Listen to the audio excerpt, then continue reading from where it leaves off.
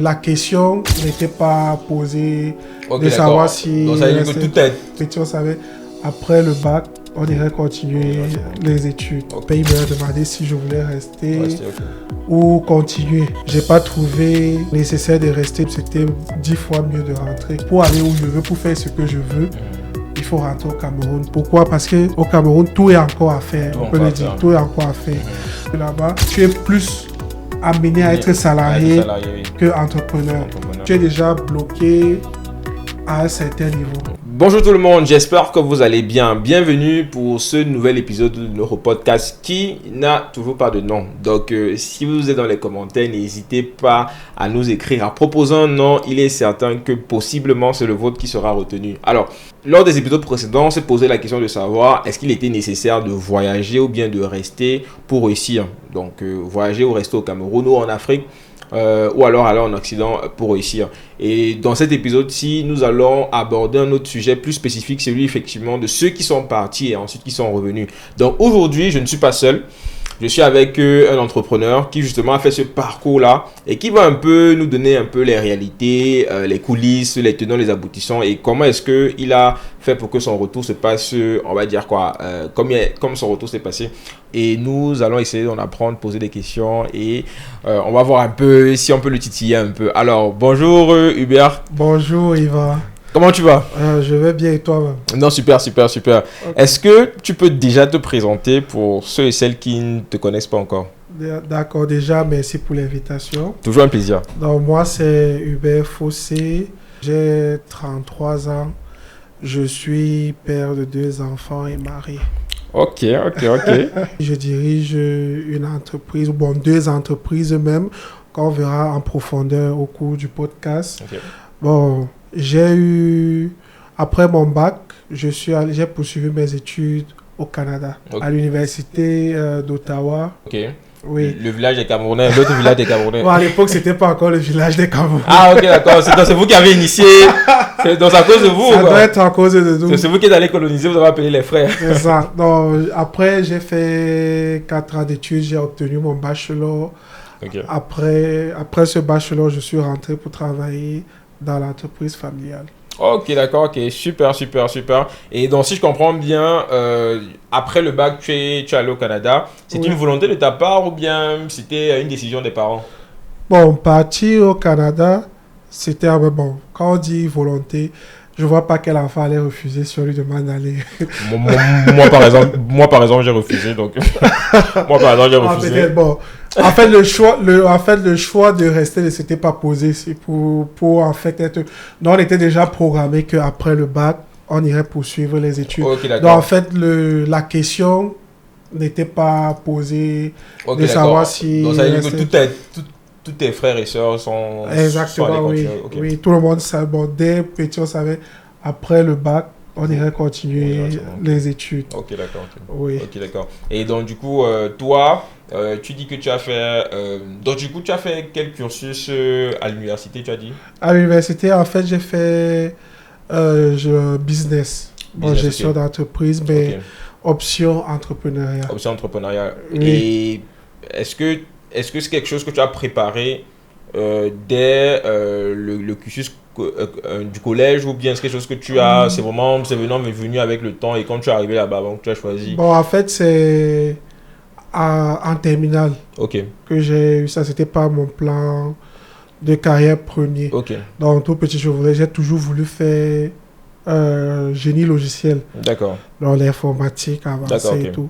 Mais après, en terminale, après plusieurs analyses et regardant ce qui était le mieux pour moi, j'ai vu que c'était mieux de continuer en business pour rentrer travailler dans l'entreprise familiale. Ok, d'accord. Donc ça veut dire qu'avant même de partir, il y avait cette volonté-là qui était une sorte de contrat tacite avec les parents. Exactement, oui. Ok, d'accord. Bon, en fait, vous partez, mais vous rentrez pour travailler. Bon, moi particulièrement pas. Les autres n'avaient pas ces contrats. Ok, d'accord. J'étais la seule personne qui, en partant, avait déjà programmé qu'il allait rentrer. Pour reprendre. Je crois que ce n'était pas une obligation.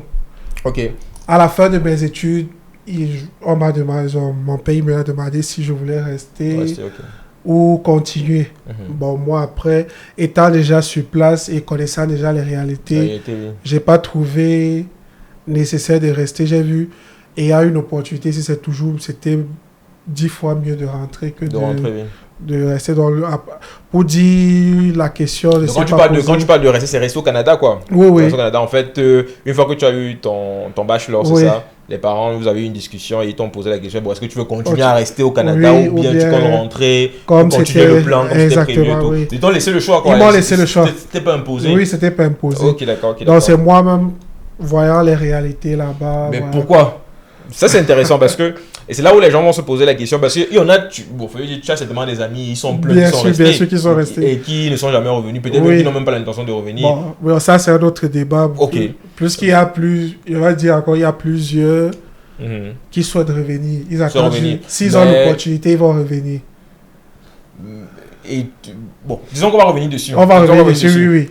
Maintenant, toi, pourquoi t'as pas pris aussi, bon, tu as dit, c'est pas tant qu'ils ne veulent pas revenir, mais c'est qu'ils attendent le bon moment, c'est ça? Oui. Mais toi, pourquoi tu es revenu directement après le bachelor? Parce que tu peux aussi dire que tu fais d'abord tes 10 années là-bas, tu amasses le maximum d'argent, et après maintenant, tu reviens avec ton épargne et tu investis au pays, comme certains le font, comme on passe souvent de retour au pays. Mais toi, directement après ton diplôme, tu as décidé de revenir. Bon, certes, il y avait l'entreprise familiale, mais... Tes frères aussi, pourquoi tes frères, eux, ne sont pas revenus, toi particulièrement? Il y a forcément quelque chose dans ton parcours qui t'a amené à te dire que, ok, d'accord, en fait, c'était peut-être meilleur, enfin, tu voyais plus d'opportunités. Je sais pas, est-ce que tu voyais plus d'opportunités ou bien autre chose? Ok, ça va déjà dans pour répondre à ça, le choix déjà de la filière et de l'option. Ok. Répondre déjà à cela. Ok. En prenant déjà entrepreneuriat, je me suis mis dans une posture d'être un entrepreneur.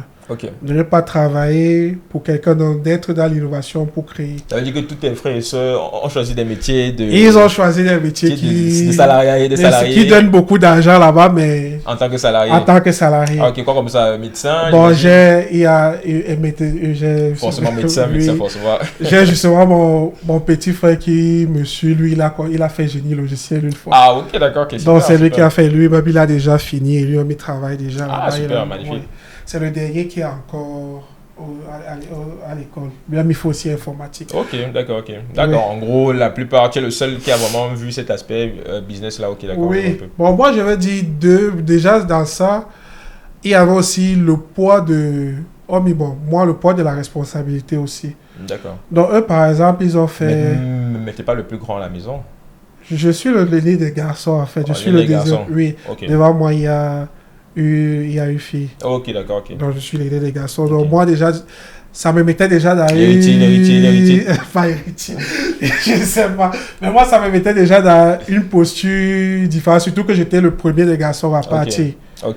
Ah, ok, d'accord, ok. Oui. Okay. Ce qui fait qu'eux, ils n'ont pas eu le besoin de se poser la question s'ils devaient rentrer ou rester. Ok. Parce que eux déjà étant là, ils savaient déjà que ok, c'est moi qui vais. Ok, d'accord. Qui vais rentrer. Même comme de base, je sais déjà les connaissants. Ça n'allait pas être. Même si ça n'avait pas été ça, ils n'auraient jamais pensé à. Exactement. Mais surtout, c'était au point de vue entrepreneurial. Parce que dans les cours, comme c'était entrepreneurial, il y a plein de choses que j'ai appris et plein de choses qui m'ont montré que pour aller où je veux, pour faire ce que je veux, il faut rentrer au Cameroun. Pourquoi? Parce que au Cameroun, tout est encore à faire. On peut le dire, tout est encore à faire. Donc là-bas, si tu es entrepreneur, ta marge de manœuvre est très limitée parce qu'il n'y a pas une innovation que tu peux faire. Si tu veux lancer, je ne sais pas, aucune innovation technologique tu peux faire puisque ça va te dire ça existait déjà.